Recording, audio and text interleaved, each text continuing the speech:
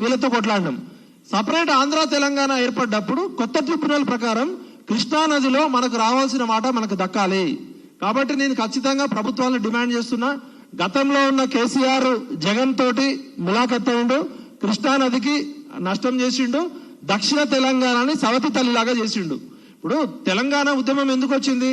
ఆంధ్రోళ్ళు మనకి నీళ్లలో కావాల్సిన ఫెయిర్ షేర్ ఇవ్వట్లేదు, నిధులలో ఎత్తుకపోతున్నారు, నియామకాలన్నీ వాళ్ళే తీసుకుపోతున్నారని నీళ్లు నిధులు నియామకాలన్నీ ట్యాగ్ లైన్ పెట్టినాం. తెలంగాణ వచ్చింది నీళ్లు నిధులు నియామకాల కోసం కాదు, స్వేచ్ఛ కోసం, స్వాతంత్రం కోసం, ఆత్మగౌరవం కోసం. తెలంగాణలో స్వయం పాలన ఉండాలి, ఆత్మహత్యలు ఉండొద్దు, కరువు ఉండొద్దు, వలసలు ఉండొద్దు అని తెలంగాణ తెచ్చుకున్నాం. అలాంటి తెలంగాణలో మళ్ళీ నిరుద్యోగుల ఆత్మహత్యలు ఉన్నాయి, మళ్ళీ రైతుల ఆత్మహత్యలు ఉన్నాయి. మరి దక్షిణ తెలంగాణ సవతి తల్లి కేసీఆర్ గజ్వేల్ని బాగు చేసుకున్నాడు, మాకేం కోపం లేదు. సిరిసిల్లానికి 600 కోట్లు తీసుకుపోయింది హరీష్ రావు, మాకేం కోపం లేదు. మళ్ళా కవిత నిజామాబాద్ ను బాగు చేసుకుంది. అంటే ఈ నలుగురు కోసమే ఈ 10 సంవత్సరాల్లో సంవత్సరానికి 3 లక్షల కోట్ల బడ్జెట్ అయితే 10 సంవత్సరాలు అంటే 30 లక్షల కోట్ల బడ్జెట్ ప్రభుత్వ జీతాలు పోను ఎక్కడ అభివృద్ధి జరిగింది? కేసీఆర్ సిరిసిల్లకు గజ్వేల్కి ముఖ్యమంత్రి, మొత్తం రాష్ట్రానికి ముఖ్యమంత్రి.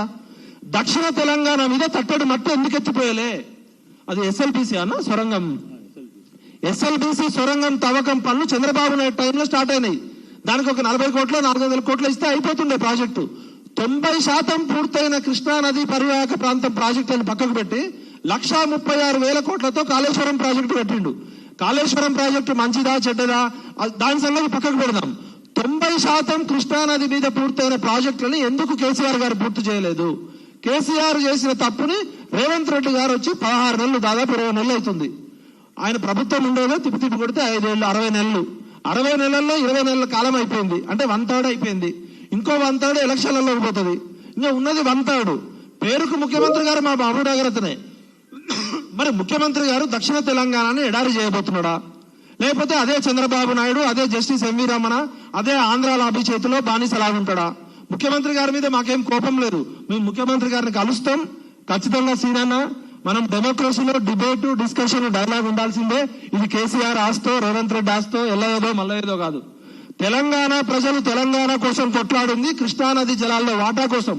ఇవాళ దక్షిణ తెలంగాణలో ఇండస్ట్రీస్ లేవు, ఖమ్మంలో సహజ వనరులు చాలా ఉన్నాయి, ఒక్క ఇండస్ట్రీ రాలే కొత్తగా.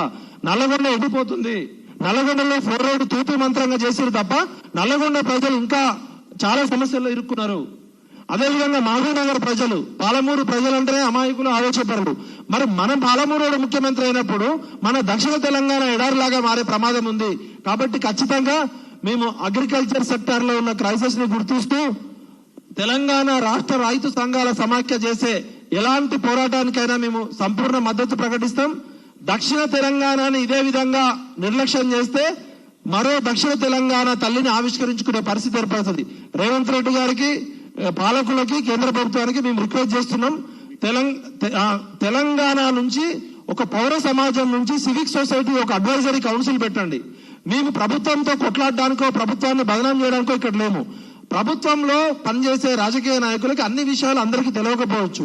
అన్ని తెలిసిన కేసీఆర్ ఏమో ఆగం చేసిండు. ఏం తెలియని రేవంత్ రెడ్డి ఏం చేస్తాడో అని భయం అవుతుంది. ఈయనకి ఏం తెలియకపోయినా అన్ని తెలిసినట్టు నటిస్తున్నాడు.